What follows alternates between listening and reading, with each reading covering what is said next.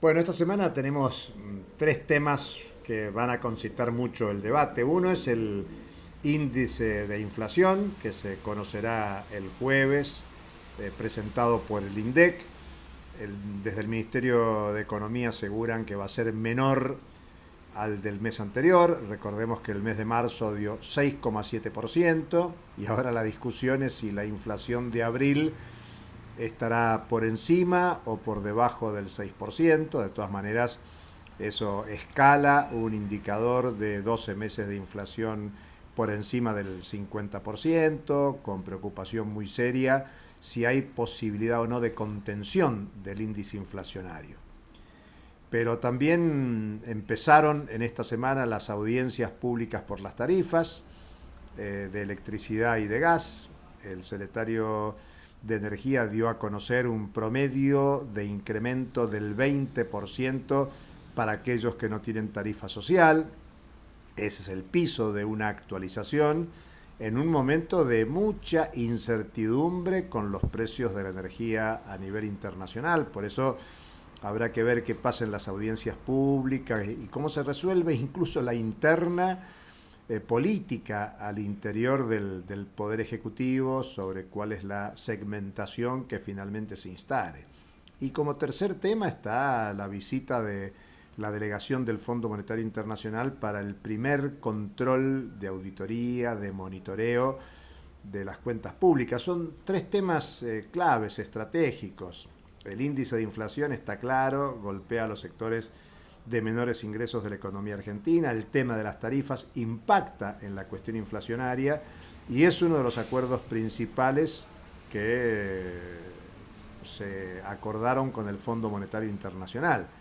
Y es parte del debate político que hay, sobre todo al interior del Poder Ejecutivo, a propósito del discurso de Cristina Fernández de Kirchner de la semana pasada y las respuestas que en estas horas están dando tanto el ministro de la Producción, Matías Culfas, como el ministro de Economía, Martín Guzmán, donde claramente aparecen con el aval o la orientación del titular del Poder Ejecutivo, por estas horas en Europa, intentando colocar producción argentina para acrecentar las exportaciones y el ingreso de divisas en un consenso que hay en los distintos proyectos en pugna de que la Argentina necesita divisas.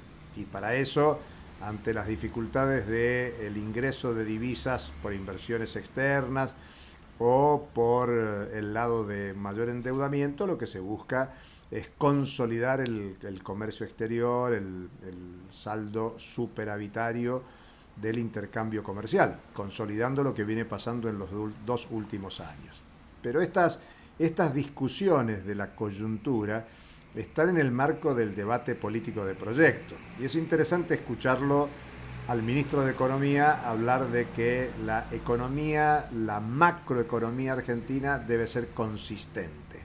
Yo quiero traducir que la consistencia tiene que ver en teoría económica con los equilibrios fiscales, los equilibrios comerciales, los equilibrios monetarios, el de que las cuentas macroeconómicas se tranquilicen, una palabra que usaba mucho el ministro de Economía, ni bien empezó con la gestión. Y en el lenguaje tradicional de la corriente principal de economía, eso es ajustar las cuentas. Cuando las cuentas se ajustan en perjuicio de los sectores de menos ingresos en la sociedad. Por ejemplo, dice el ministro que hay un consenso en el gobierno de que los salarios tienen que crecer por encima de la inflación, que los salarios tienen que ganarle a la inflación. Bueno, los datos de la realidad dicen lo contrario. Incluso el 2021, que es un año con crecimiento de la economía de más del 10%, el propio INDEC da cuenta de que las ganancias perciben una mayor proporción de ingresos que los años anteriores, la apropiación de ganancias crece a un ritmo superior a lo que decrecen las percepciones de salarios. Por lo tanto, esa máxima que según el ministro es consenso gubernamental no es lo que se visibiliza en concreto. Por eso, más allá del debate político al interior del Frente de Todos, el Frente de Gobierno, y el debate político que hay en la oposición, queda claro que está abierto el debate del país que se pretende para el 2023.